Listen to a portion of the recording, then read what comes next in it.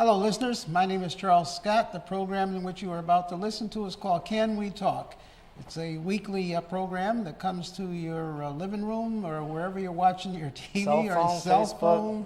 And I want to introduce myself as the broker and owner of Tri-State Realty and my co-partner here. Maybe Charles introduce Scott yourself Jr. and tell a little about yourself. Well, they know us by now. We got like 50 episodes now. So yes, Charles Scott Jr. with Tri-State Realty here in the Bridgeport area, helping Stratford, Fairfield County. And we're here not only just real estate, we're here but helping with daily lives, whether it's business related. That's right. Or what's going on in the economy. Some of the things that are going on a week-to-week basis. There's quite a few things that are going on. It seems that home ownership, real estate, rents are in the news today. Constantly in the news. Constantly. I mean, you can't turn your TV on, you can't turn your radio on without hearing about home ownership or apartment rentals, building wealth, whatever it may be.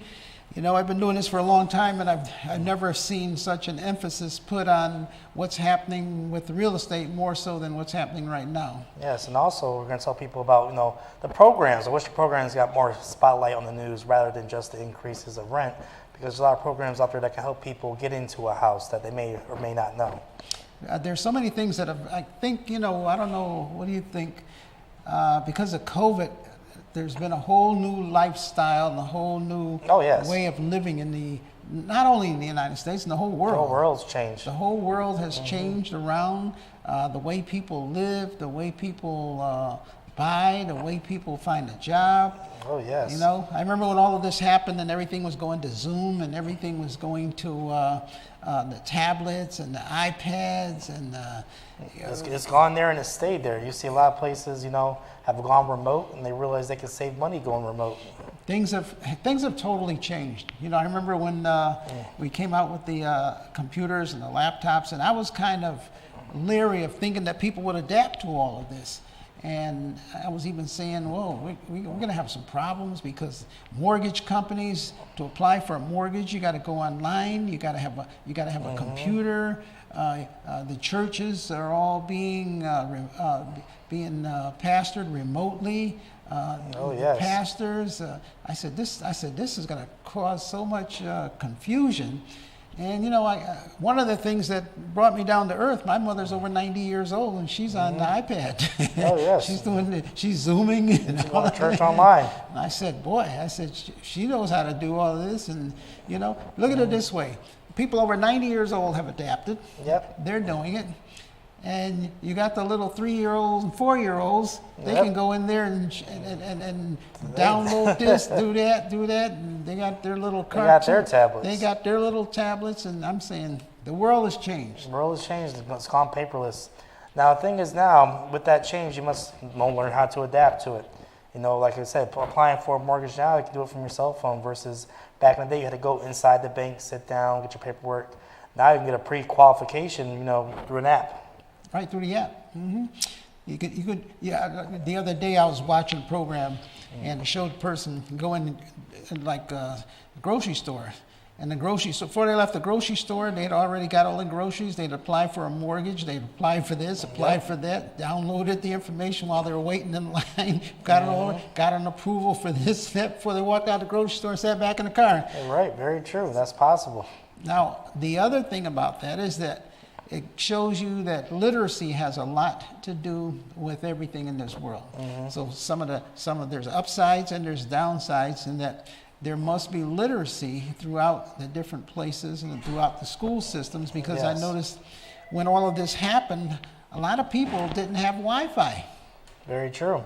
That put people at a disadvantage. In the school systems, they were teaching remotely. So if they're teaching remotely and you do not have Wi-Fi system within your household, or if the income does not, give cause to you to be able to afford Wi-Fi, that puts you at a big disadvantage. I see I'm not naming any names, but last year I rented an apartment. The person wouldn't move in until the cable guy came there and turned on the Wi-Fi. Can't be in a house without Wi-Fi, she told me. I said, okay, I understand. Exactly, because the other thing is she was working from home. Oh, yeah, that's very true. She was working from home. We sold her the house, but she could not move into the house until the Wi-Fi was connected because she wouldn't be able to log on. So she was still staying at a friend's house that had Wi-Fi until she could move into her house. All the habits and everything has changed around a lot. Yes. Everything. And now they got the, what is it, artificial intelligence. Yes, that's the next wave. People are going to start seeing this year. You're going to see 2023, you're going to see a lot of trending things about artificial intelligence and how it's replacing a lot of tasks that people do every day. And what happens is that you must be able to adapt to these different things. If you do not adapt, then you're going to be behind the curve. It's going to make your life a lot harder. Applying Correct. for a job, doing anything. If you're applying for a job, if you're doing your grocery shopping, these are things that we're talking about that are not coming, but that are already here. Yes. I know Amazon has stores that you can walk into without your wallet, without your credit card, without anything. That's your cell phone. Just go in with your cell phone, pick out the whatever items you want, or groceries, put it in your bag, and walk right back out of the store. And they charge you right there the second you step out. Minute you step out, they've already got a computer chip which has analyzed your facial expression, your face. What you put in the bag, what you put back. What you put in the bag, what you put back. And you walk in, put everything in the bag, and you walk back out of the store, and then you automatically get a bill sent right, or not even a bill, it's charged right on your credit card. Now, people say, wow, that's amazing. I mean, honestly, the technology is very new. It doesn't work 100%, but those 3 or 4 items that the computer may miss, they don't charge you for. Think about how much money they're saving not having a cashier sit there all day getting paid what's minimum wage now, $15 an hour. So you're going to see a lot of these stores adapt of cashier-less places like self-checkout and automatic checkout. Exactly. So, one of the things why, I'm saying this is that this is just the beginning of some of the changes that are going to occur. And what you need to do is have as much knowledge as you possibly can. I know we talked earlier about how little people actually read or watch different types of information, but you have to in order to deal with the new world that we're in right now. Things are moving at a very rapid speed. Rapid. There's all kinds of technology that's out there. One thing is that happening, they're wiring cities for Wi-Fi. So that's a fiber optics. Fiber optics throughout the entire city, so no matter where you live, you got your pads, you can log right on, and you'll find that that's gonna help with everything. Yes. Because the whole city is Wi-Fi wired. Now remember, that's not going to be free. They're still going to be charging a service fee for that. Exactly. One of the things too you got to realize is that the computers and the technology will be outdated because you're going to need more. What is it? We used to call it bandwidth. What do they call it now? What do you mean as far as memory and everything? Memory and you got to upgrade your computer speed more than anything because everything is the days I remember you sit there, and many people out there can relate to this. When you sit there and the circle just keeps going around and around and around, and you're waiting and waiting and waiting for it to fill in, and you see the little bits and pieces of the face, and then finally it fills in. Now you hit the button, boom, everything's in front of you. Yeah, you're going to see, I remember reading a book a long time ago just saying how in the future, years from now, there will be no buffering, there will be no loading, everything will just be instant. You press it. Kind of similar when you press Netflix, the movie takes about maybe 4 seconds to load. That 4 seconds is getting cut down every year, as you see. Soon you just hit play, and it plays like as if the DVD's in your house. That's it.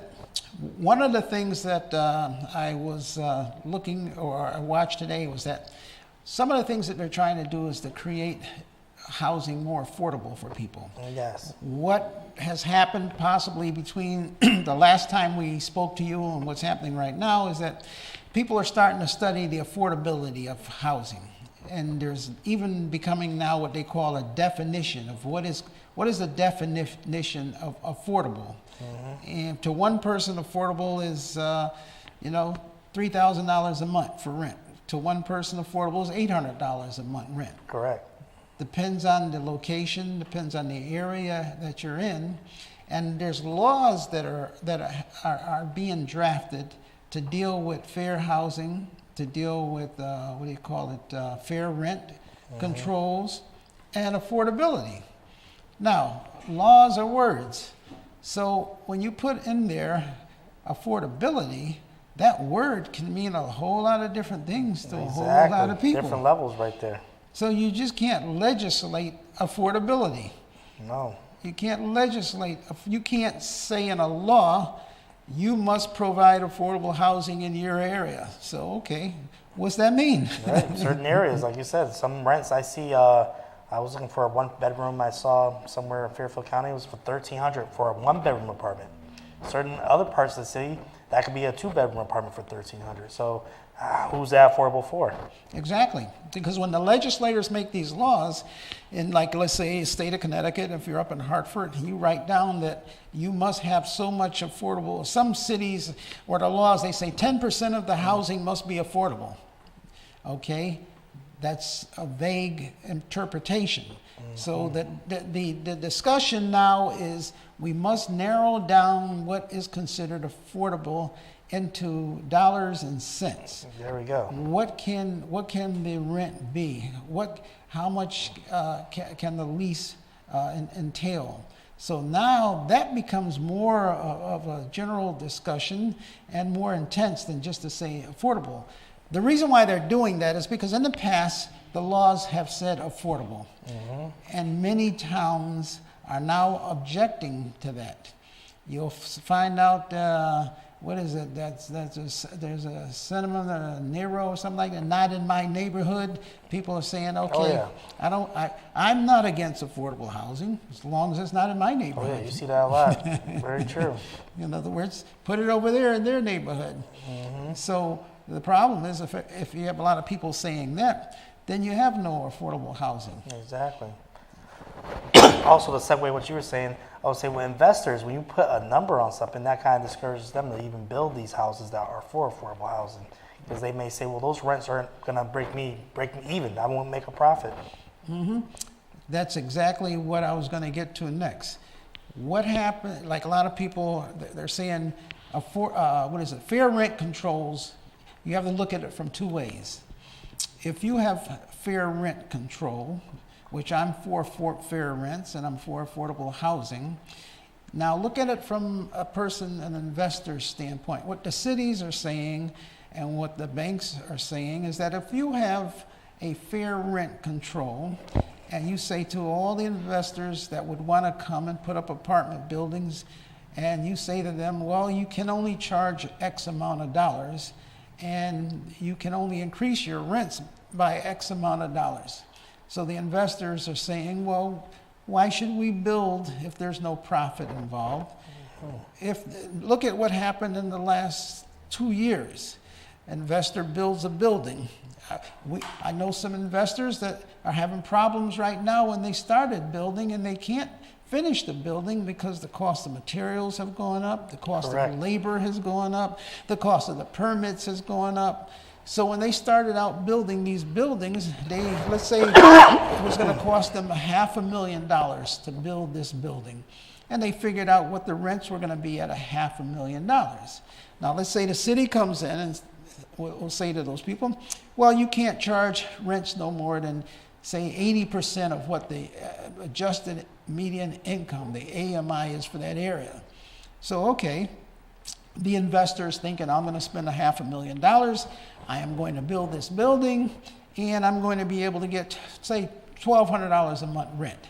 And if you look at the math, for what I'm going to pay for my mortgage and my materials, I'll make a profit of maybe 10%. They call it like a cap. Cap rate. Cap rate. The cap rate is I'm making 10% on my money. So, that's not too bad. So now what happens is they start building.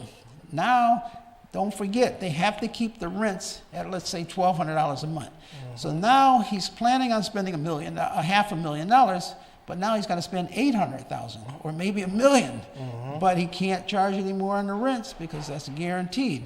So now what happens is that it's cost twice as much money to build that building, and he's not making any profit because it's all going into the cost. So you got a fear there as to whether or not he'll even be able to complete building, complete the building. Not only not complete it, do future projects. He may say, okay, I'm gonna wait it out for my next project, which then causes the inventory to get even smaller. Right. So now that developer says, well, I'm not going to build another building because I'm already losing money on this building. And because the rents are guaranteed or the rent control says I can only charge so much rent. So now what happens is that if all of the people that are building homes decide on the same thing and they say, well, I'm not building either. And then this one over here, you got Toll Brothers, which builds thousands, hundreds of thousands of homes all across the world. They say, well, we're not building either. So now you have a low inventory. Now there's no homes out there being built. Exactly. Now the ones that don't have the rent control, they're saying, well, we can go up on our rent because renters don't have a choice. They got to come to us. And then the developers who still develop, they're going to say, we're going to develop luxury condos, luxury apartments. So they have that extra room. So if it does go over budget, hey, we're building luxury, so we already have that extra, I'll say, meat in the game as far as equity.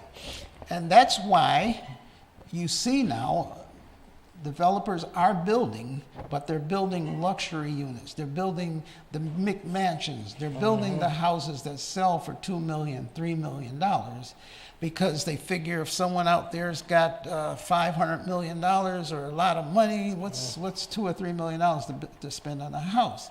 Exactly. So I'm not pro or against either one. I'm just giving you a reason why things are happening the way they are, so you can understand the both ways. There's got to be something in between. So what happens is that the fair rent control keeps the rent down, but then it keeps the people from building new houses, which makes the rent go up. Yeah, it's like kind of like a double-edged sword, isn't it? It's catch-22. Exactly. On top of that, one of the big problems that you have is that if you have a property owner or developer that builds a house and now there's no money for maintenance, no money for repairs, no money for upkeep, the thought is that all of these homes that are built in areas in the past that had a lot of the rent control, they ended up becoming deteriorated because the developers either walk away from the buildings, brand new buildings, or they don't have money to keep the buildings up, make repairs, fix the roofs, or do the different things that need to be done. And so therefore, in the long run, the person who has the lower rent ends up paying the price by the maintenance being deferred and nothing's getting fixed. Exactly, very true. So what's the answer? Well, I don't have the answer, but one of the things that I would suggest, is that maybe they can tack the increase in rents, this is a new theory, to the consumer price index or either the inflation index. That's a good idea. Therefore, as the inflation goes up, then the landlord is allowed to increase the rent, not for an exorbitant amount. We've had rents in the past couple of years where the rent went from $900 to $1,500, $1,800. 60% increases. 60% increase. Now, if you can tack it to inflation, then you're allowing the developer. The developer has to make money. Remember, here's another important point which you and I talk about a lot. If a developer who's building homes and has property and has a certain pool of money, if he can see where he's not going to make any money building houses, then he'll take that money and put it in bonds. Exactly. He'll put it where the money is guaranteed. He can put it in what they call treasury bonds, T-notes. Yep. He can put that money into a bond where the United States government is going to guarantee him a certain amount of yield or profit. Yes. Well, people don't realize a lot of these big companies who have a large amounts of money, hundreds of millions, they want the easiest way to guarantee a return. And when they see real estate becoming very volatile, and then real estate is a maintenance game. You got the taxes, you got to worry about pipes bursting, you got to worry about tenants. A lot of these, let's say, hedge funds, big companies, they'll put the money in what my father said, T-bonds, treasury bonds, where the money's guaranteed. It's paid by the government. There's no taxes to pay as far as property taxes, maintenance on your tenants. So it's more of a safer bet for them. It's a safer bet. If they're making 5% on real estate, and they're making 7% or 6 or 7%, or even the same 5% in a T-bond, they figure, hey, I'll put the money there and go on vacation and do nothing and still just make money without having to worry about rentals, materials, labor, all of those problems, whether the market's going up or down. It's guaranteed when they're putting it into bonds. Exactly. So, most people out there can relate to bonds. When you had small children and you would put it into bonds, birthday, you buy a child a savings bond, United States savings bond. Back in the day. Back in the day, you say, well, it's guaranteed. The government is guaranteeing we know that's guaranteed money. Can't lose that. You take the savings bond. I've done the same thing. I've done it for you. You buy the savings bond, you put it in the safe deposit box, put it over here, and you say, oh, it's going to be worth X amount of dollars when he's 18 or 20, and you forget about it. It's got dust on it. Because it's going to be there. It's guaranteed.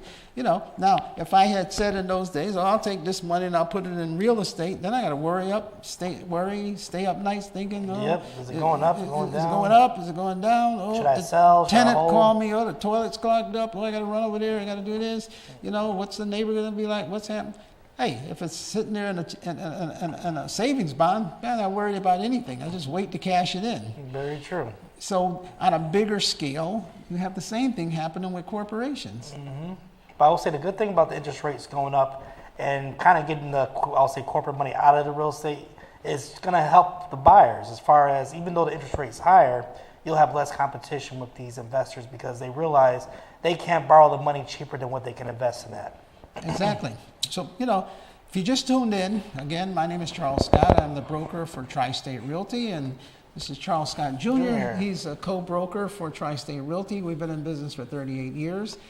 What we're doing is we're giving you a lot of education, trying to let you know why things happen, what's going on out there, the pros and the cons. We're talking today about the fair rent controls. We're talking about affordability issues, what's happening in the marketplace, what's happening as far as the laws, the legal system, how you can be able to plan ahead and see through some of the pluses and minuses of real estate. Yes. Some of the things that you should do. And one thing we always want to mention as it still exists is the Time to Own program for our Connecticut viewers. Remember, the Time to Own program is still out there as far as money for your down payment, money for your closing costs. Any questions you have that you can always call us also. Exactly. There's money out there right now. One of the biggest deterrents to buying a home is having to be able to save up the down payment. Yes. So there's money out there. There was so many millions of dollars to start off with, but there's still, $500,000 or something like that, 400,000? There's $4.1 million there right now. $4.1 million out there now. And that's to help people with down payment and closing costs to be able to put them into a home. Yes. You got to realize when I started out in real estate, you had to put 20% down to buy a house. 20% down. 20% down. 20%. People saved back in those days. But Yeah. now with the cost of food, gas, clothing, this, that, it's hard to save. Well, we saw that documentary the other day. For the average worker, for them to save up for the down payment for a 3.5% FHA is 8 years for them to get all that money together. And today I was just watching a documentary just today, and it said it's hard for the average person to save 20% to put down on a house when a $400 doctor bill knocks them for a loop. Oh yeah, definitely. You got an unexpected $400 doctor bill, and he was like, "Oh my God, I didn't plan for that." So it's hard to plan to put all that money together for the house at the same time. Exactly. Another thing that the documentary said today is one that I just watched. It said that there's various banks across the United States that have down payment assistance programs, but they need to be more uniform. Yes. People get confused. This bank has this program. This bank has that program. This bank has that program. But remember, when everybody's giving you something, they're taking something. Exactly. So it's a give and take. So we're going to give you this, but we're going to charge you more over here. Or you have to live in this area. You got to live here. You do this. So it gets to be confusing, and people sometimes just give up. They say, "Oh, this is too complicated." But luckily, if they have us here, we are actually DAP experts. DAP is what is called Down Payment Assistance Program. So if you ever have any questions, be sure to give us a call because we study these DAP programs, and they're although they are confusing, we actually, we have experience with them. That's why you get a professional like a realtor, your insurance person, your mortgage person. Yes. And we work with people that have been doing this for years. We all like sort of talking the same language. The people that we work with, Yes. the mortgage people, the down payment assistance people, we work with all of these people so that when you come to us, it's like a one-stop shop program.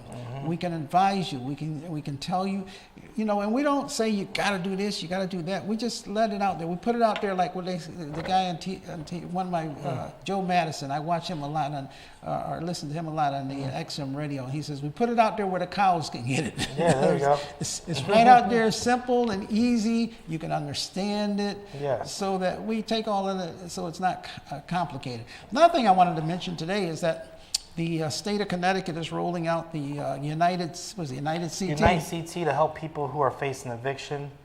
Go to ct.gov and just check it out. It's for people that are in the process of eviction. You have to upload your your eviction proceedings. And from what I understand, they can give you up to $5,000 to Yes. help you if you're behind on your rent payment. Yes. State of Connecticut, Unite CT. Yes. Look into that program. Tell your friends, anybody out there that's behind in their rent payments, go to that website and you can apply to help people, help the state will help you. Very true. Time is up already. Yeah, time's we up just already. started. But, yes. But luckily, everyone, you can always look at the previous episodes. Like I said, Can We Talk on YouTube or Facebook? Look us up, and then we can go from there. Until next week, God bless. amen.